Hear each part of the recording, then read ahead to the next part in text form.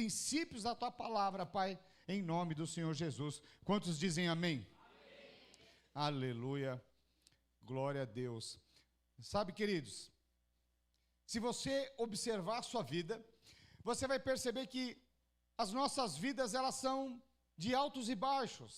Você vai perceber que tem momentos na sua vida em que parece que você nem faz muita força e as coisas elas começam a acontecer. Você nem está esperando uma promoção, mas de repente você é chamado e recebe uma promoção. Sabe, tem momentos que parece que você é surpreendido constantemente. Alguém já se sentiu assim? Agora veja, parece que tem tempos que não é bem assim. Tem tempos que parece que por mais que nós nos esforçamos, parece que nada anda a bom termo. Tem momentos que parece que você está almejando uma vaga, né, uma promoção, mas de repente quem recebe a promoção é aquele cara que senta do seu lado, que não faz nada, você que ensina ele. Tem momentos que parece que você está esperando uma promoção, e aí quando te chamam, você fala, agora eu vou ser promovido, mas na verdade você recebe uma carta de demissão, dizendo que seus serviços não são mais necessários. Sabe, então veja que a nossa vida, ela é feita de altos e baixos. Agora, a grande questão é que muitas vezes pastor, eu estou passando, precisamos repreender o diabo, é uma aprovação A, uma aprovação B, uma aprovação C, sabe? Mas hoje eu quero compartilhar com você como você compreender as circunstâncias da vida. Sabe, você precisa ter discernimento e entendimento da palavra de Deus, para ter discernimento o que de fato é de Deus, o que de fato muitas vezes não é de Deus. Então veja, as provações, por exemplo, alguns podem falar, não, as provações não são de Deus, mas veja, nós temos inúmeros exemplos que Deus prova. Agora veja, por que muitas vezes as provações vêm de encontro às nossas vidas? Por que Deus age dessa forma? Será que é porque Deus não quer que nós possamos avançar? Não, muito pelo contrário. As provações, elas vêm de encontro às nossas vidas para que nós possamos ser aprovados e subirmos de nível. Você precisa compreender isso. Então veja, as provações não é para te destruir, não é para matar os seus sonhos, mas é para te aprovar. A aprovação é para que você seja aprovado, para que haja um amadurecimento, para que você seja promovido diante de um cenário que muitas vezes nós nem percebemos. Então o objetivo da prova é preparar você para o próximo nível. Projeta para mim Tiago, capítulo 1, versos 2 e 3. Olha o que diz: meus irmãos, tende por motivo de toda alegria o passares por várias o quê? Provações. Então veja, não, volta lá. Então veja, ele está falando assim, olha, você precisa ter um motivo de alegria em passar pela provação. Você precisa ter alegria. Mas muitas pessoas, quando elas estão passando por provações, muitas delas desanimam. Muitas delas perdem a motivação, perdem a alegria. Lembra que Jesus falou, no mundo tereis aflições, mas tem de bom ânimo, pois eu venci o mundo? Então veja que esse cenário de provação, você vai ver na vida de vários homens de Deus, que eles também foram provados, mas eles não perderam a alegria. O apóstolo Paulo diz, olha, eu aprendi a viver na abundância, mas eu também aprendi a viver na escassez. Ou seja, diante das provas, você vai ver que o apóstolo Paulo, ele não perdia a alegria. O louvor permanecia em seus lábios. Ele estava fazendo a obra de Deus, e certa vez ele expulsa um demônio, e aquele demônio era de vinho, e o seu senhor manda prender ele vai preso, mas mesmo assim, ele não perde o ânimo, não perde a alegria, ele começa a adorar o Senhor. Enquanto ele está adorando, aquelas cadeias se abrem, os irmãos conhecem a história, e ali começa uma igreja. Que coisa tremenda! Então veja, ele não permitiu que as provações fizessem com que ele perdesse a alegria no alvo. Que alvo? No autor e consumador da fé, Cristo Jesus. Sabe, muitas pessoas, Deus permite provações para saber exatamente aonde está o seu coração. Porque aonde está o seu coração, ali está o seu tesouro. Tem muitas pessoas que quando tudo anda a bom termo, está prosperando, está com dinheiro, trocou o carro, está tudo lindo, maravilhoso. Mas, quando vem as dificuldades, aí perde a alegria. Aí começa a questionar, ao invés de ter o louvor em seus lábios, começam a ter as murmurações. Verso 3.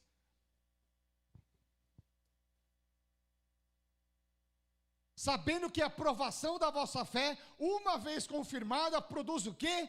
Perseverança. Sabe que as provações, quando você vence uma provação, isso gera uma fé, gera uma perseverança. Porque veja, nós não temos uma só prova nas nossas vidas. Tem provas que você venceu lá atrás, que quando você olha para trás, você fala, nossa, era tão simples vencer aquela prova, aquela tribulação, mas depois que você vence, o que aconteceu? Você perseverou, você amadureceu. Por isso que quando você olha para trás, você fala, era tão simples.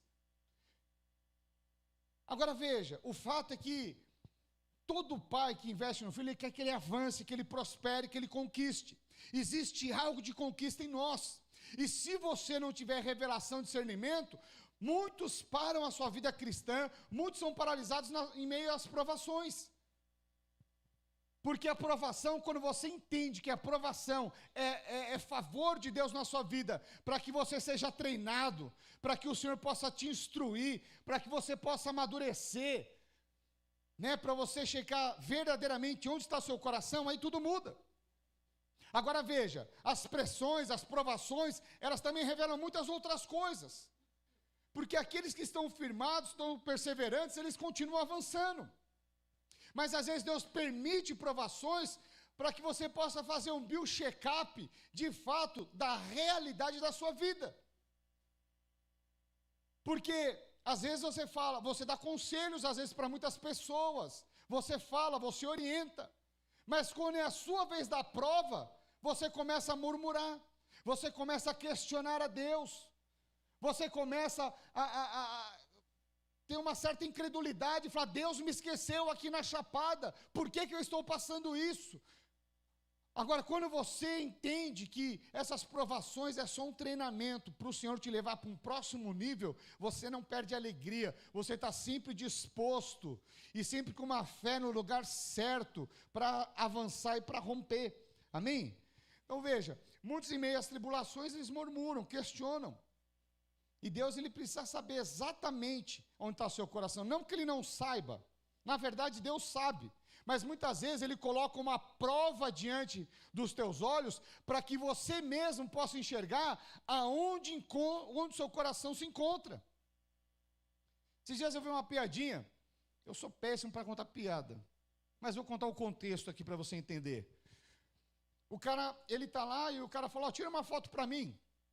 Aí o cara pega o celular do cara, vai tirar uma foto, de repente passa um ladrão e leva o celular do cara. Aí o cara pega e fala, aí o cara leva o celular, o cara começa a falar, ei, pega ladrão, roubou o celular e tal. Aí o cara vem dar uma lição de moral nele. Fala, não, pera lá, foi só um celular. Aquele ladrão, ele é vítima da sociedade. Você não pode chamar a polícia por conta só que ele levou um celular. Aí o cara fala assim, puxa, que bom que você pensa assim, porque aquele celular era seu. Nesse momento o cara começa o quê? Pega ladrão, pega ladrão. Qual que é a moral da história? Esse tipo de pressão revelou se de fato a ideologia que ele pensa é uma realidade na vida dele. Agora veja, nós como cristãos, nós precisamos entender, às vezes Deus coloca uma aprovação que você está aconselhando, não, você precisa tratar o seu cônjuge bem, mas quando você passa no meio da pressão, às vezes você é o primeiro a descer a pancada. Quantos estão compreendendo? Então, às vezes as provações, elas são como um espelho para que você possa enxergar você mesmo, a sua realidade. Porque vamos ser sinceros, você subir aqui e testemunhar quando tudo está lindo e maravilhoso, é fácil.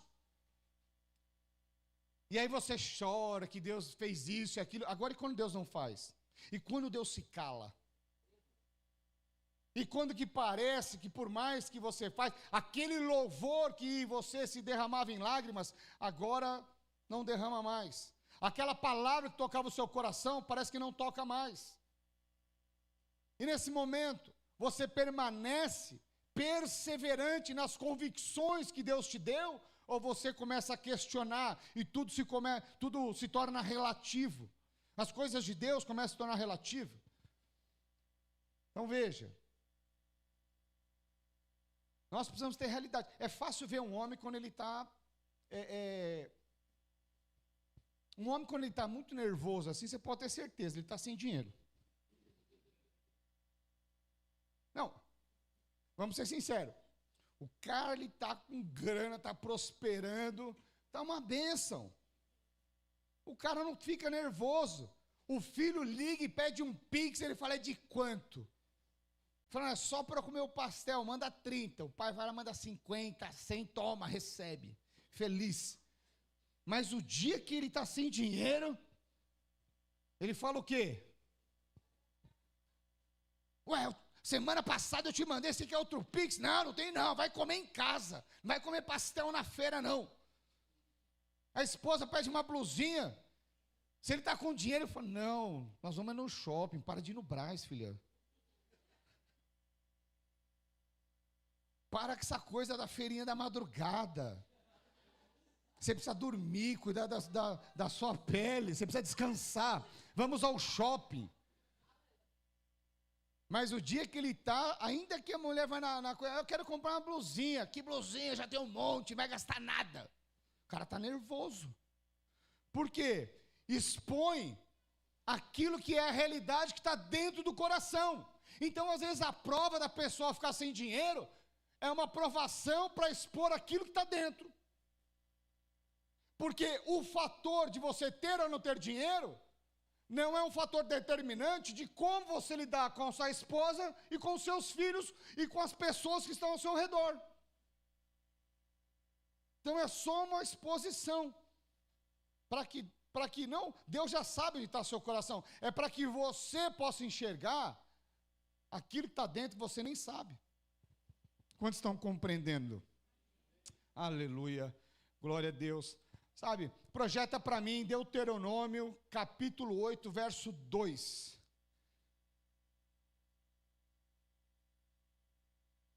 Olha o que diz: recordar-te-ás de todo o caminho pelo qual o Senhor teu Deus te guiou no deserto estes 40 anos, para te humilhar, para te provar, para saber o que estava no teu coração, se guardarias ou não os seus mandamentos. Sabe, Moisés foi um cara que foi provado, foi checado, foi levado ao extremo, para saber onde de fato estava o seu coração.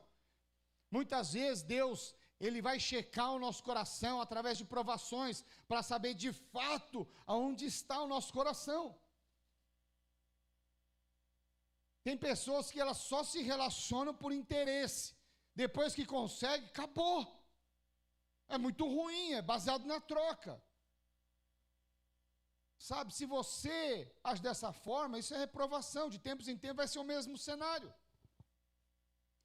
Então veja, deixa eu dar aqui alguns exemplos aqui. José é alguém que foi provado antes da promoção. José do Egito, os irmãos conhecem a história, mas ele foi alguém que foi muito provado. Foi vendido pelos irmãos como escravo, depois foi preso e aconteceu tantas coisas, mas o coração dele sempre esteve no Senhor.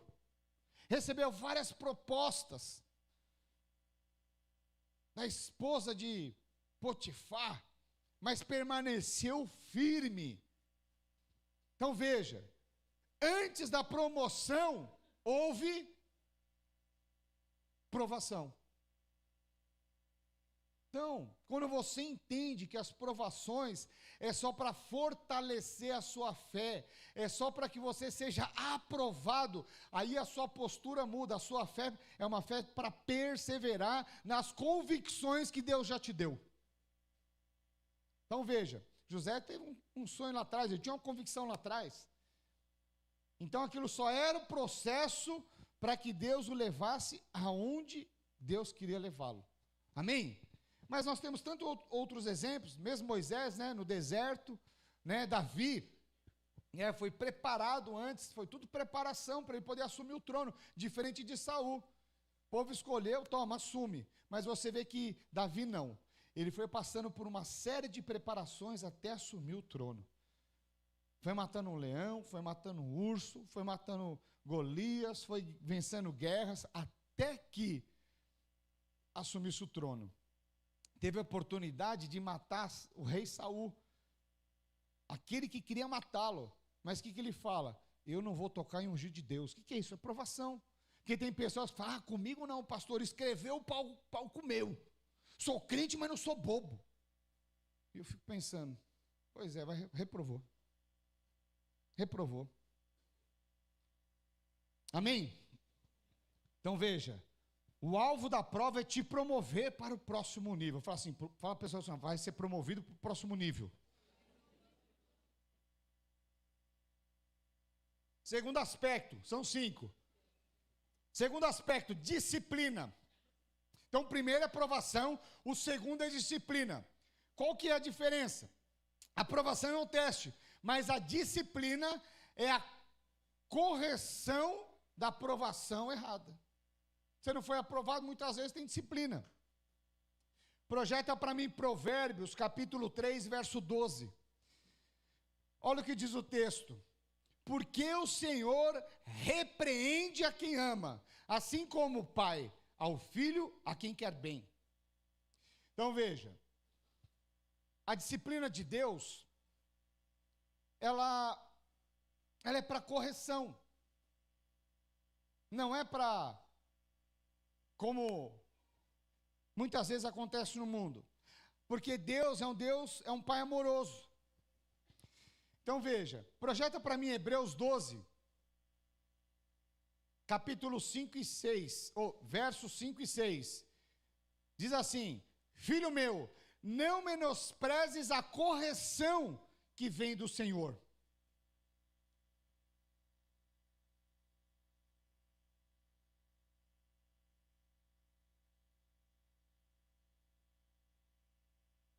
Tá certo? Ali, filho meu, não menospreze a correção que vem do Senhor, nem desmaieis quando por ele és reprovado. O que é desmaiar, irmãos? O que é desmaiar? É separar. Tem muitas pessoas que elas estão caminhando, mas aí às vezes elas são reprovadas, cometem coisas e se sentem reprovadas. Mas lembra que Jesus falou, tem de bom ânimo. Mas muitas pessoas desmaiam, desfalecem, paralisam no meio do processo. Então veja, ele está falando aqui, olha, filho meu, não menospreze a correção que vem do Senhor, nem desmaieis quando por ele és reprovado. Verso 6. Porque o Senhor corrige a quem ama, e açoita todo filho a quem recebe. Então veja, isso é favor de Deus, é amor de Deus. Todo pai quando corrige o filho, não é porque ele quer o mal. Às vezes o filho acha que é o mal, mas não é. Às vezes quando o pai tira o videogame, porque ele está com notas ruins, não é porque ele não ama o filho. O filho às vezes acha que é a pior coisa do mundo está acontecendo com ele. Mas não é isso. Muito pelo contrário. É uma correção de amor, para que ele vá bem. Talvez ele vai compreender só o dia que ele tiver os seus filhos. Quantos aqui são pais que compreenderam muitas coisas que o seu pai fez lá atrás? Mas na ocasião, foi terrível. Foi terrível. Então veja, a grande questão é que Deus, Ele é um pai amoroso. Sabe, eu ouço histórias na minha família, histórias terríveis. Né? Do meu avô, por exemplo, era um pai abusivo, no sentido de ser muito agressivo. Então, boa parte dos meus tios, eles pisavam no pescoço do meu tio, quando pisava na bola. Veja, mas a correção de Deus não é assim. Deus, ele não vai te torturar por conta de algo errado. Não vai te espancar. Não é essa forma de Deus te disciplinar. Então veja, Deus, como é que ele corrige? É diferente, ele vai corrigir através da palavra, através de uma exortação. Talvez você ouça uma prova aqui e fala, então eu estou aqui num teste. Exatamente. Deus, ele vai trazer uma transformação em você, às vezes uma convicção interior que só o Espírito Santo pode produzir. Você pisa na bola, mas de repente você tem uma convicção interior e aí você para de repetir o mesmo filme. É quando você vira a chave naquela área. Porque talvez tenha áreas da sua vida que entra ano, sai ano e o cenário é o mesmo, um déjà vu. Mas tem uma hora que parece que todo ano você é disciplinado e é o mesmo filme, mas tem uma hora que se ouve uma palavra, ele corrige a rota, você tem revelação, e aí então você sobe de nível. Por quê? Porque você é aprovado. Mas Deus não é como muitas vezes pais agressivos e abusivos, porque Deus é um pai amoroso. Amém? Sabe que às vezes Deus fecha portas, isso é um fato. Mas ele fecha portas para o seu bem. Às vezes ele fecha a porta para o seu bem, justamente porque ele te ama. Sabe que aquela passagem do filho pródigo? O filho pródigo chega para o pai, pede a herança em vida. Isso é uma ofensa para um judeu. Mas ele pede herança em vida. E depois ele pega essa herança e ele gasta de uma forma dissoluta, com tudo que o mundo oferecia, com meretrizes e raves e tudo mais, funk.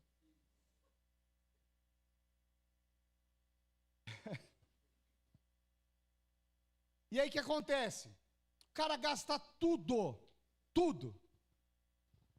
E aí, o texto diz que este homem, que pediu a herança do pai, depois de gastar tudo, ele foi cuidar de porcos.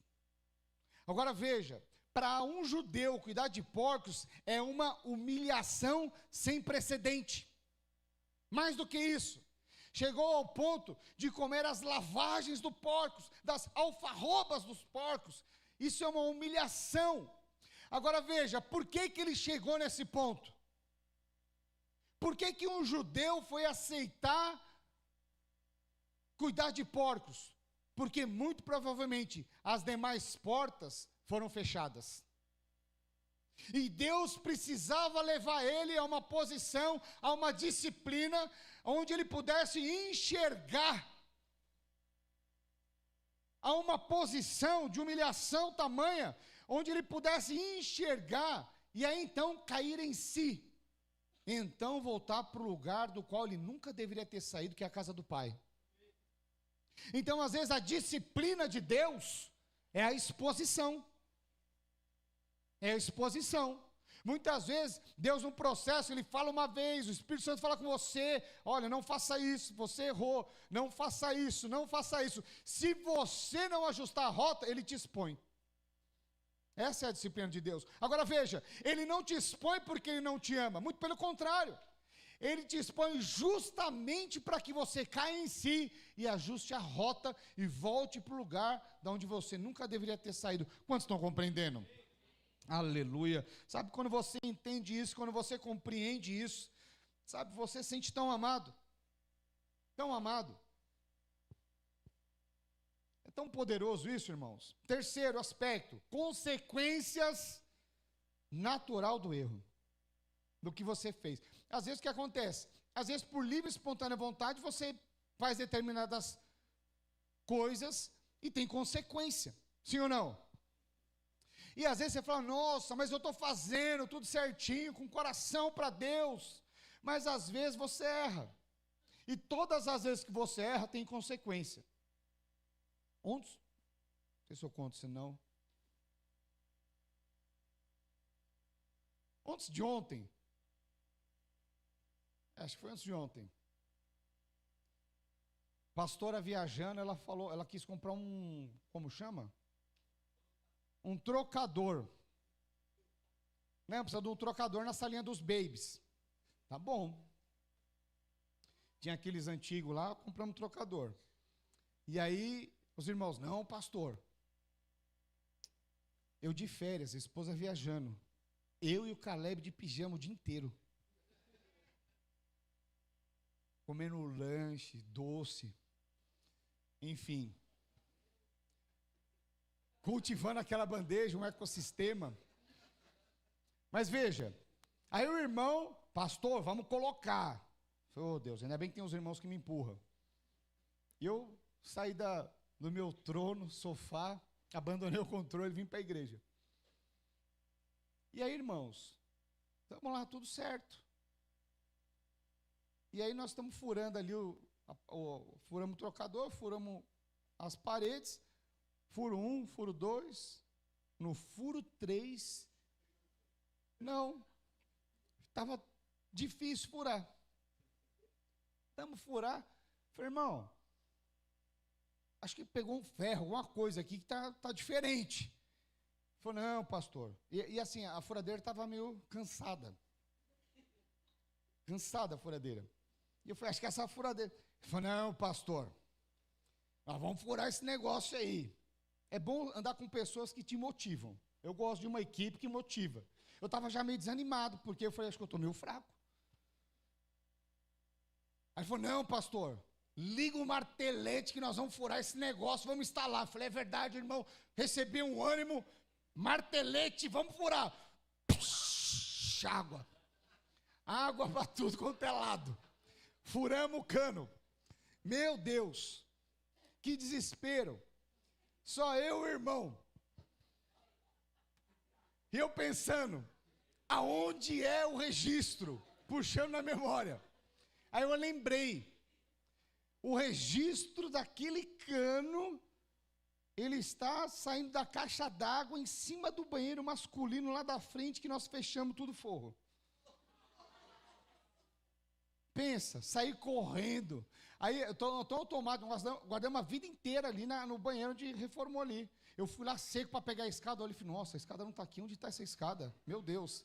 E corro para cima, desço com escada, um negocinho desse tamanho para passar ali no forro, e eu subindo, glorificando, obrigado Deus, obrigado Monjaro, eu estava passando, não, porque se não fosse o Monjaro eu não passava naquele quadradinho, e eu passando ali, aleluia, chego lá em cima, falei, meu Deus, um breu só, falei, onde está esse registro? Né? Mas deu tudo certo. Aleluia. Todas as coisas cooperam, amém? Aleluia. Mas veja, eu só estou dando um exemplo aqui, de que às vezes, nós agimos por impulso. Agimos por impulso. E vamos fazendo do jeito que tem que ser feito. Se você pega alguém mais experiente, ele vai olhar e falar, aqui muito provavelmente passa um cano. Pega alguém mais profissional, ele vai pedir a planta hidráulica. Mas veja, nós só queríamos fazer e fomos fazendo de qualquer jeito. E houve o quê? Consequência. Só estou contando essa história para ilustrar uma história real que aconteceu dentro da palavra de Deus. Sabe que Davi, o rei Davi, quando ele assume o trono, uma das primeiras coisas que ele faz, ele manda o quê? Buscar a arca que os filisteus haviam levado. Porque a arca representava o quê? A presença de Deus. E ele sabia que ele não podia governar sem a presença, assim somos nós nos dias de hoje. Não tem como nós conduzirmos a nossa vida sem a presença e sem a direção do Espírito Santo. Quantos compreendem isso? Mas olha só, os filisteus levaram. E lá em 1 Crônicas 13, não tem tempo da gente ler, mas está lá relatando. E aí ele manda buscar. Quando ele manda buscar, o que ele faz? Falar de Deus diz que ele está trazendo a arca em carro de bois. E quem está ali nessa escolta é Uzá e Aio. Bons nomes, né? E aí diz que a carroça, né, passa ali numa pedra e aí a arca vai cair. O que Uzá faz? Ele pega e coloca a mão na arca. Quando ele coloca a mão na arca, ele morre.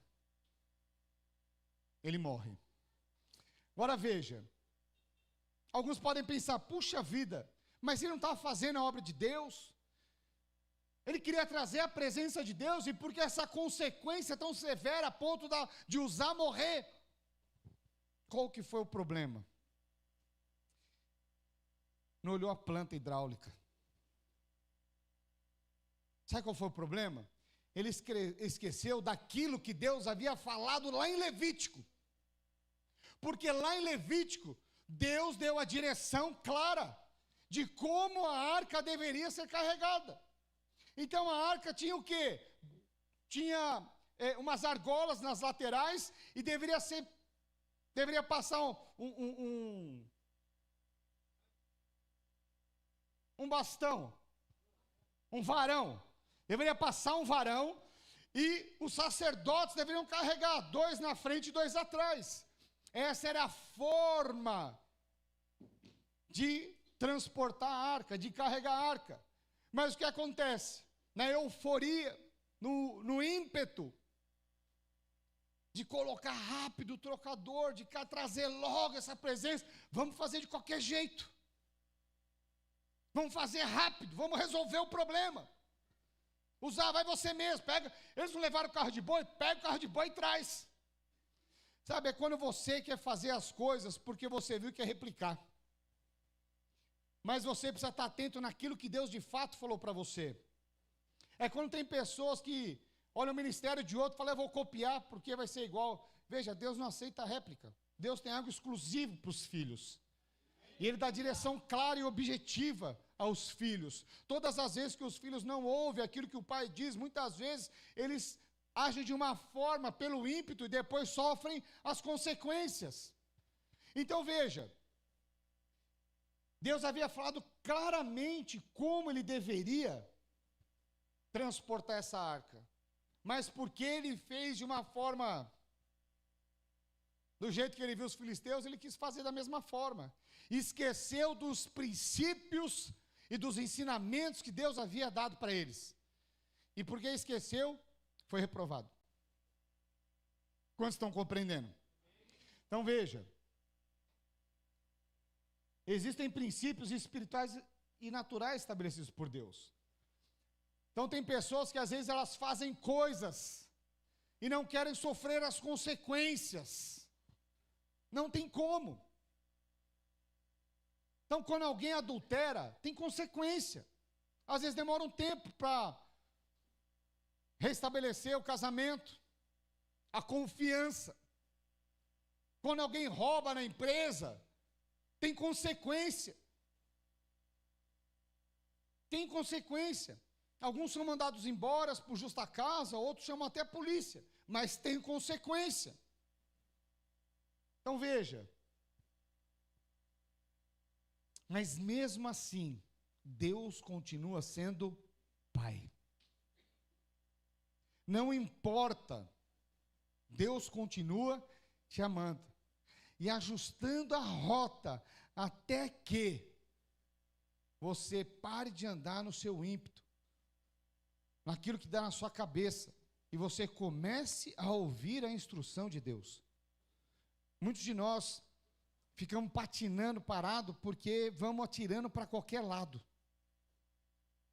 Tem gente que quando está desesperado, já viu gente afogando? Se você jogar uma bigorna, ele abraça a bigorna e afunda ainda mais. Tem gente que quer prosperar, mas cada vez se afunda mais. Cada semana compra um curso novo e não faz nenhum. Então veja, é muito melhor você parar, ouvir o que verdadeiramente Deus tem para você e então seguir a direção. Quantos estão compreendendo? Aleluia. Quarto, semeadura e colheita. Sabe que esse é um princípio poderoso dentro da palavra de Deus. Quando fala de semeadura, literalmente fala a respeito, muitas vezes, de dinheiro.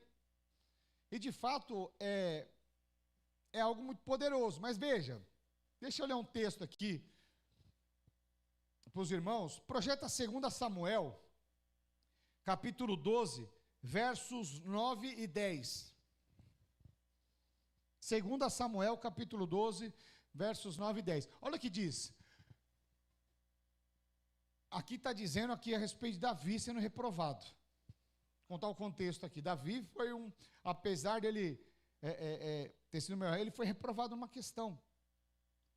Né? Então os irmãos lembram que certa vez ele abandona a guerra, vai lá tirar férias no seu palácio, vê Batseba, mulher de Urias, se deita com ela, ela engravida, ele manda chamar Urias não se deita com a esposa, ele escreve uma carta, dá para Urias e entrega lá para o capitão. E aí na carta dizia o seguinte, olha, coloca Urias lá na frente. Naquela época quem ficava na frente era o primeiro a morrer. E isso houve o quê? Consequência. Amém? Olha o que diz aqui. Porque, pois, desprezastes a palavra do Senhor, fazendo o que era mal perante ele. A Urias, o Eteu, feriste a espada, e a sua mulher tomaste por mulher, depois de o matar com a espada dos filhos de Amon. Verso 10.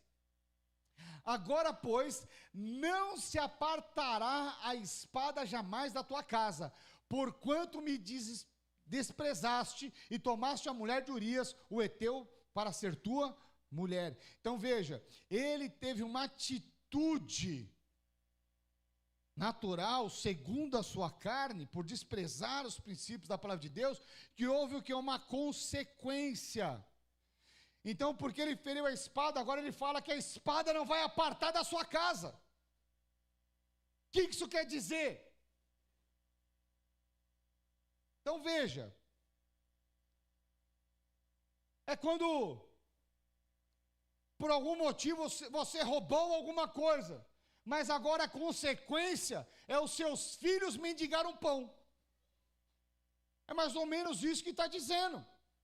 Com uma espada ele feriu, e depois agora a casa sofreu consequência. A casa sofreu consequência. Porque Deus é tudo. Falar, pastor, a palavra estava boa, agora ficou pesada. Mas eu estou falando aqui que isso é uma maldição. Isso é uma maldição. Qual que é a boa notícia? É que a redenção em Cristo removeu toda a maldição. Essa é a boa notícia. Amém? Projeta para mim Gálatas, capítulo 3, verso 13. Olha o que diz a palavra de Deus. Cristo nos resgatou Se você está em Cristo, toda a maldição já foi removida da sua vida. Não importa o que aconteceu. Toda a maldição já foi removida. Amém? Cristo nos resgatou da maldição da lei, fazendo-se Ele próprio maldição em nosso lugar, porque está escrito, maldito todo aquele que for pendurado em madeiro. Então o que Jesus fez na cruz? Ele se fez maldito no meu e no seu lugar. Ele se fez maldito, e toda a maldição foi removida. Amém? Aleluia, isso é uma boa notícia. Quantos querem que isso é uma boa notícia, irmãos? Aleluia. Mas por fim, quinto e último, os ataques espirituais. Veja bem, tem pessoas que, por não ter discernimento, elas acham que as provações são ataques espirituais, mas não são provas, para Deus te fortalecer. Então é importante você ter discernimento espiritual. Você precisa ter discernimento espiritual para você fazer um bio-check-up na sua vida, para você entender o que é provação, o que é disciplina, o que é uma consequência natural daquilo que é um ataque espiritual. Você precisa ter esse discernimento. Quantos estão compreendendo? Então, deixa eu dar um exemplo aqui. Existem ataques malignos, né? Então o diabo ele vem, ele tenta você, ele te acusa, te oprime, produz confusão. Esse é o papel do diabo. Lá em João 10:10 não fala que ele veio para matar, roubar e destruir, mas muitas vezes ele vem ele traz confusão. Você já viu momentos na sua vida, na sua casa, tá tudo indo a bom termo, o casamento tá bom, os filhos estão bons, né? Tá tudo indo legal, mas de repente, do nada acontece um negócio. Alguém faz um comentário, a casa vira uma confusão danada. Do nada, tá tudo lindo e maravilhoso. Aí de repente alguém fala assim: ué, quem botou essa água gelada aqui? Eu queria sem gelo. Pronto. Aí um pega e fala assim: ó, não fui eu não, quem botou água gelada foi ele. Porque é impressionante, uma das confusões é quando um começa a atacar o outro. Aquilo que era para ser algo de unidade, começa a virar confusão e partidarismo. Aí começa a falar, os que pegaram a água, o que não pegou. Vira uma confusão. Do nada. Estava tudo bem, mas de repente a casa vira de ponta cabeça. De repente o pai ficou nervoso do nada, a mãe ficou nervosa do nada. Você de repente ficou agressivo com seus pais, com seus irmãos, e pergunta e você nem sabe por que você está daquele jeito. O que é isso? Isso é um ataque espiritual. Isso é um ataque espiritual. Precisa ter alguém que tenha discernimento e repreender e falar: diabo, aqui não. Quantos estão compreendendo? Então você precisa ter esse discernimento para identificar aquilo que é provação, aquilo que é disciplina. Se submeter à disciplina. Você precisa ter clareza, discernimento espiritual e aquilo que é um ataque. Muitas vezes, às vezes eu vejo crianças, elas acordam de madrugada com aleluia. Alguns estavam esperando a Paula soprando febre, não era isso que eu queria dizer. Mas tudo bem. Como fala quando acorda assustado, meu Deus. Acertaram. Pesadelo. Às vezes a criança ela acorda de madrugada com um pesadelo, com algo, e aquela coisa toda. O que é isso? Às vezes é um ataque espiritual. Às vezes você acorda do nada, ansioso, parece que tem uma opressão, e você acha que era só vontade de ir ao banheiro, é nada, era um ataque espiritual, tirando o seu sono, tirando a sua paz. Mas por não discernir, então veja, sabe que essas questões, nós precisamos ter o quê? Clareza, revelação, entendimento, para poder agir conforme a palavra de Deus nos instrui. Porque muitos de nós paralisamos em meio em meio aos ocorridos. Paralisamos de fato. Sabe, queridos? Lá em Efésios, projeta para mim Efésios, capítulo 6, a partir do verso 10. Vamos ler do 10 ao 12. Quanto ao mais, sede fortalecidos no Senhor e na força do seu poder. Verso 11. Revestivos de toda a armadura de Deus, para poderes ficar firmes contra o quê? As ciladas do diabo. Então está dizendo que o diabo ele arma ciladas. E se você não tem discernimento, você cai nelas e fica paralisado. Verso 12. Porque a nossa luta não é contra o sangue e a carne, e sim contra os principados e potestades, contra os dominadores deste mundo tenebroso, contra as forças espirituais do mal nas regiões celestes. Então veja, muitas vezes você, sem discernimento, sem revelação, você está no meio de uma guerra espiritual, mas você está guerreando da forma errada, está guerreando contra o cônjuge, está guerreando contra os filhos, está guerreando contra os pais, está guerreando contra o chefe, está guerreando muitas vezes até com você mesmo. Está em crise existencial. Você não entendeu que isso é um ataque espiritual. E você precisa o quê? Se posicionar. Você precisa se posicionar, você precisa ter discernimento. Eu lembro que, acho que eu já contei essa história. Chega em casa, minha filha, pai, de novo você contou essa história? De novo. Contei para suas amigas que não conhecem. Mas eu lembro que, quando a Manuela era pequena, bem pequena, acho que não tinha nem 1 ano de idade ainda, e nós íamos ao encontro com Deus, e todas as vezes que nós íamos ao encontro com Deus, naquela semana ela tinha uma febre inexplicável. Levávamos ao médico, aquela febre, eu e minha esposa, Mariana de primeira viagem, dando banho, fazendo charutinho ainda, todo protocolo, inseguro. E aí a gente falou, não podemos levar. E ficava. Acabava o encontro, pronto. E ficou um tempo, depois, acho que ela já estava até andando, já pequenininha.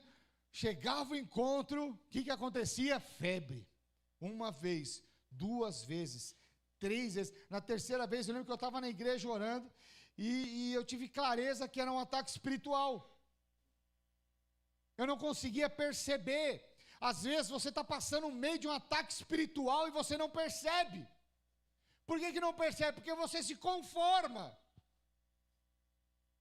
Eu lembro que naquele dia eu cheguei em casa e falei, Paula, arruma a sua mala, arruma a mala da Manuela que nós vamos para o encontro. Não, aquela coisa toda, não, precisa levar, se ela ficar doente lá. Eu falei, olha, nós já fomos uma vez, todas as vezes é o mesmo protocolo. Dá o antitérmico, alívio, ó, lembra até hoje, dá o alívio, vai e tal. E aí o que acontece? Falei, nós vamos tratar lá. Aí ela falou assim, e quem que vai cuidar da Manuela? Porque eu falei para ela, o diabo está tentando calar sua boca para que você não ministre. E nós vamos para lá, e ela falou, e a hora que eu tiver, eu falei, eu vou cuidar. Então a hora que você estiver ministrando, eu cuido e vice-versa. Irmãos, a Paula foi ministrar aquela palavra da noite. Dia inteiro essa menina enferma. Né? Porque a hora que a gente chegou lá, continuou. E aí, quando continua, o que você precisa fazer? Perseverar, porque às vezes dá uma certa insegurança. Você fala, será que está certo? Será que está errado? Mas quando você tem o discernimento, você persevera. E aí o que acontece? Ficou com febre o dia inteiro, ministrando, cuidando, aquela coisa toda. A Paula ministrou, no outro dia já acordou aprontando. Se estivesse na escola, ia estar colando. Então veja. Como estão compreendendo? Então veja, tem coisas que são espirituais e você precisa ter o discernimento. Projeta para mim, Tiago, capítulo 4, verso 5. Diz aqui, sujeitai-vos, portanto, a Deus, mas resisti ao diabo, ele fugirá de vós. Sabe, tem coisas que nós precisamos resistir no meio desse ataque. Isso fala o quê? De você ser alguém que não abre mão, confiar em Deus até que, sabe, queridos, eu creio que nesses dias, o Senhor quer fazer tantas coisas na sua vida, mas você precisa sujeitar a Deus. Sabe, você precisa ter discernimento para resistir o diabo, permanecer vigilante diante dos cenários adversos. Sabe, você precisa se posicionar espiritualmente. Você precisa. Porque muitas vezes você está sofrendo ataque e você nem percebe. Às vezes você tem uma palavra de prosperidade na sua vida, mas aí diante do cenário adverso, por você não ter discernimento, você vai se conformando. E aí todas as vezes que você se conforma, é mais fácil você arrumar um culpado. Você arruma um culpado. Pode reparar. Eu não prospero por conta do cenário socioeconômico político. E aí você sempre coloca uma expectativa de que quando mudar o governo vai ser diferente. Baixa um pouquinho. Mas muda governo, entra governo e o cenário é o mesmo. Aí a culpa é o governo. A culpa é o chefe. A culpa é o trabalho. A culpa é o pai. A culpa é a mãe. A culpa são as pressões do dia a dia. Sempre vai ter um culpado. Mas no final das contas, é que você se conformou viver dessa forma. Mas veja, o que é isso? É uma cilada. Deus te dá uma palavra de prosperidade, mas aí hoje você se conformou a viver na escassez. E está tudo bem. É isso que Deus tem. Deus sabe de todas as coisas, é verdade. Deus sabe de todas as coisas, mas talvez você não esteja tendo discernimento, porque Deus é Pai, Ele quer que você prospere, Ele quer que você avance, Ele quer que você conquiste, Ele quer que você multiplique, Ele quer que seus filhos sejam como flechas na mão do arqueiro, mas você se conformou. Sabe, o apóstolo Paulo nos alerta, lá em Romanos 12:2, ele diz o que? Não vos conformeis. Querendo se conformar. Tem gente que se conformou em viver um casamento ruim, e está tudo bem. Tem gente que se conformou em não ter relacionamento com os filhos, e está tudo bem. Tem gente que rompeu relacionamentos com o pai, com irmãos, e se conformou e fala: está tudo bem. Isso é um ataque. Você se conformou. Mas o apóstolo Paulo nos alerta aqui: não vos conformeis com esse século, mas transformai-vos.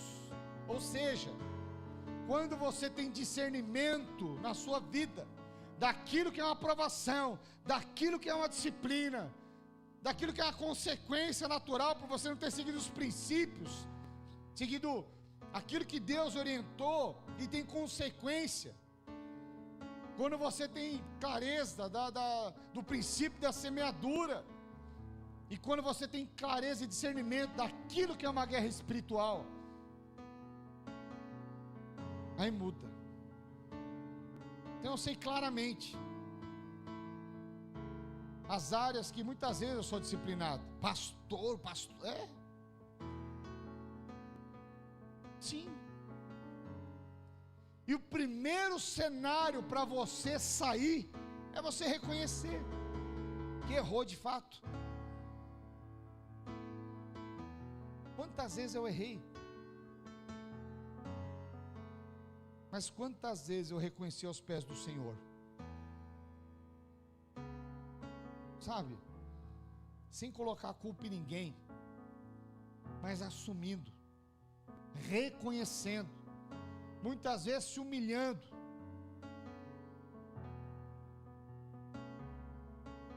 Sabe, Deus resiste o soberbo, mas dá graça.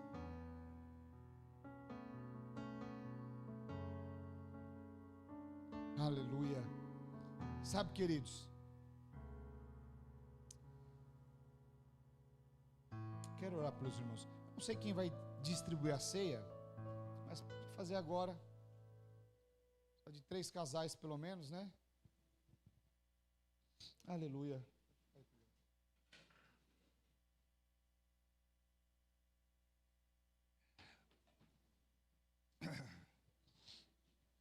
Aleluia. Rapidamente, não se disperse. Presta atenção aqui. Aleluia. Sabe, queridos, já estamos encerrando. Só mais alguns minutinhos.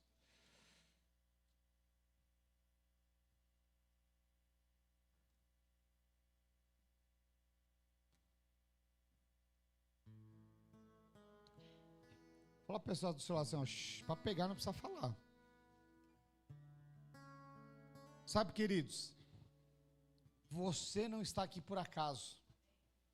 Deus te trouxe hoje, especificamente hoje, para que você pudesse ouvir essa palavra e fazer uma avaliação daquilo que tem sido provação na sua vida, daquilo que você reprovou, que está passando por uma disciplina.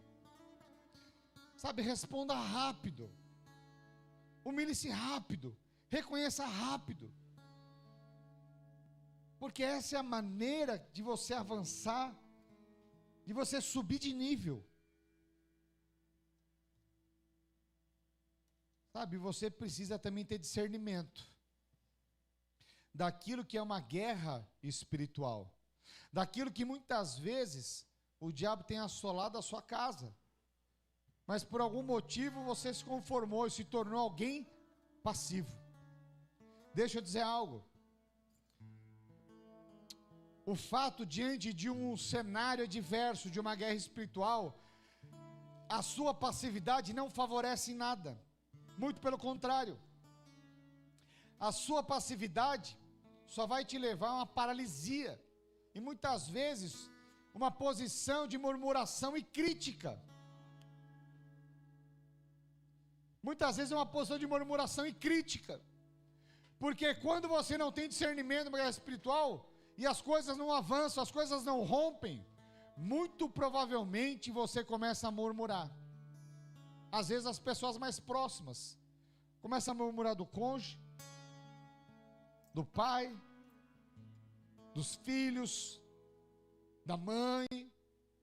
Daqui a pouco você está reclamando da célula, do líder, do discipulador, do pastor, da placa da igreja, aí quando do governo, do chefe, você vai murmurando, e tudo está errado, parece que todos estão contra você. Esse é um sinal de que você está no meio de uma guerra espiritual. É quando você começa a achar que o motivo das coisas não avançar na sua vida são pessoas. Mas a palavra de Deus diz que a nossa guerra não é contra carne e sangue, não é contra o cônjuge, não é contra os filhos, não são contra os pais. Então, tenha discernimento. Se talvez você tenha apontado o fator do seu não rompimento em algumas áreas, em pessoas, muito provavelmente o diabo tem assolado a sua mente e a sua casa. E por você não discernir, você fala mal daquilo que Deus te deu. Então veja, tenha clareza, discernimento. Não caia nas ciladas do diabo. Mas como homem de Deus, uma mulher de Deus, tenha bom ânimo diante do cenário adverso. Se um dia você estiver muito abatido, não ande só. Não ande só. Procure ajuda. Ore. Pastor, eu não tenho nem força para orar. Busque seu líder de célula, seu discipulador, o pastor, faça alguma coisa. Mas não fique na inércia. Não fique parado. Ande junto. Ande junto. Sabe, queridos, lá em 1 Coríntios, capítulo 11, a partir do verso 23, a palavra de Deus diz assim: porque eu recebi do Senhor, que também vos entreguei, que o Senhor Jesus, na noite em que foi traído, tomou o pão, e tendo dado graças, o partiu e disse: isto é o meu corpo que é dado por vós, fazei isto em memória de mim. Por semelhante modo, depois de haver ceado, tomou também o cálice, dizendo: este é o cálice este cálice é a nova aliança no meu sangue. Fazei isso todas as vezes que beberdes em memória de mim. Porque todas as vezes que comerdes este pão e beberdes o cálice, anunciais a morte do Senhor até que Ele venha. Sabe, queridos, quando está falando aqui para anunciar a morte, está dizendo que nós fomos chamados para anunciar as boas novas do Evangelho da graça, porque foi a morte de Jesus naquele madeiro é que removeu toda a maldição que estava sobre nós. A palavra de Deus diz que Jesus, o Cordeiro de Deus, se fez maldito no meu e no seu lugar, para que hoje nós pudéssemos ser livres para adorar. Sabe, todo escrito de dívida que estava sobre a minha vida e a sua vida, foi pago através do Cordeiro de Deus. O Cordeiro sem pecado, sem marcas, sem manchas. Ele não merecia estar lá, mas por amor de nós, ele se fez maldito naquele madeiro. Sabe, se hoje nós temos o privilégio de estarmos aqui como igreja, aprendendo, crescendo, andando em unidade, no mesmo coração, sujeitando uns aos outros, em amor, não é porque nós somos bons, é porque Ele é bom, é porque nós temos expressado o amor dEle. Sabe, queridos, nós somos privilegiados. Nós vamos orar agora. Erga o seu pão, ore assim, fala assim: obrigado, Jesus, porque Tu és o meu alimento, o meu sustento, Tu és a minha fortaleza, Tu és o socorro bem presente no dia da angústia. Obrigado, Jesus, porque Tu és o pão vivo que desceu do céu para me nutrir, para me suprir, para me fortalecer. Obrigado, Jesus. Erga o cálice, olha assim, obrigado, Jesus, porque eu sei que através do Teu sacrifício naquela cruz, o Teu sangue me comprou, e houve ali, através da redenção, a remoção de toda a maldição que estava sobre a minha vida. E se hoje eu sou livre, é porque o Senhor me amou naquela cruz e se fez maldito em meu lugar. Obrigado, Jesus.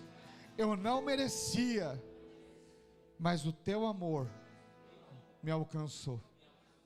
Obrigado, Jesus. Aleluia. Coma do pão, beba do cálice.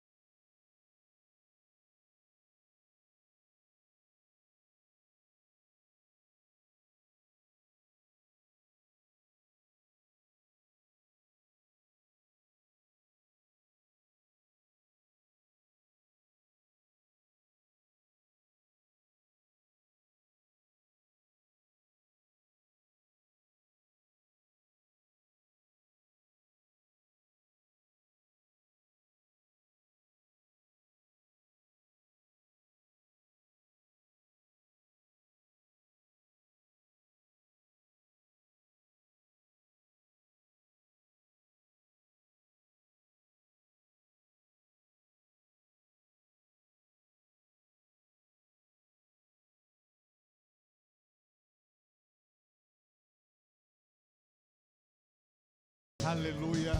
Sabe, queridos, quando nós comemos do pão, não é simplesmente um ato religioso, mas nós comemos saúde espiritual. Talvez você chegou aqui meio cabisbaixo, meio desanimado, mas existe vida no Senhor. Mas eu queria orar. Nós estamos com o horário avançado. Eu queria orar onde nós estamos mesmo. Vamos ficar de pé, se é que você pode. Sabe, queridos, senti de orar aqui. Quantos aqui identificaram que tem alguma área, algum quadrante da sua vida que você está no meio de um ataque espiritual? Quantos aqui? Aleluia. Nós vamos orar então. Fica a sua mão levantada. Aleluia. Eu queria que você verbalizasse aí no seu lugar primeiro. Depois nós vamos fazer uma oração em concordância. Mas você vai ordenar o diabo. Talvez seja a área financeira da sua vida, talvez seja o seu casamento, talvez seja os seus relacionamentos. Mas sabe, o Senhor já te deu toda a autoridade para pisar em serpentes e escorpiões, de ordenar para que ele solte. Em nome do Senhor Jesus. Toda opressão, depressão, às vezes é um ataque espiritual. Você está desmotivado, oprimido, perdeu a alegria. Isso é um ataque espiritual. Mas agora, fortalecido no Senhor e na força do seu poder, você vai ordenar agora. Existe a autoridade que já foi liberada sobre a sua vida para ordenar, e você vai fazer isso agora. Amém? Aleluia. Enquanto nós louvamos aqui, nós vamos orar. Ore aí no seu lugar. Se irmãos quiserem apagar a luz, às vezes Pai, em nome do Senhor Jesus, ore você. Talvez seja a sua casa, o seu casamento. Pai, em nome do Senhor Jesus, Deus, a tua igreja se posiciona, Pai, nesta noite. E na autoridade do nome do Senhor Jesus, nós ordenamos: diabo, bate em retirada agora. Agora, você está debaixo dos nossos pés. Diabo, você já foi derrotado na cruz do Calvário, quando Jesus Cristo, o Cordeiro do Deus vivo, morreu em nosso lugar. Toda maldição, todo escrito de dívida foi cancelado em nome do Senhor Jesus. E nós, como filhos de Deus, nós declaramos que nós vamos avançar, vamos multiplicar, casamentos serão restaurados, finanças vão avançar debaixo da tua graça e do teu favor, em nome do Senhor Jesus, em nome de Jesus. Aleluia, aleluia. Vamos fazer uma oração em concordância. Aleluia. Fale assim, bem alto. Nada é neutro no mundo espiritual. Você vai falar bem alto agora. Amém? Fala assim: Pai, em nome do Senhor Jesus, eu ordeno agora, diabo, solta minha vida, solta minha casa, solta minha família, solta as minhas finanças. Eu ordeno agora que na minha casa haverá alegria, na minha vida haverá alegria, uma alegria indizível, que só o teu Espírito Santo pode produzir. Hoje eu não me conformo com a mesmice, porque a palavra de Deus diz que eu sou mais do que vencedor em Cristo Jesus. E eu declaro em alto e bom som, diante dessas testemunhas, diante do mundo espiritual, que os meus melhores dias estão por vir, em nome do Senhor Jesus, em nome do Senhor Jesus. Se você crê, aplaude o Senhor Jesus, amém?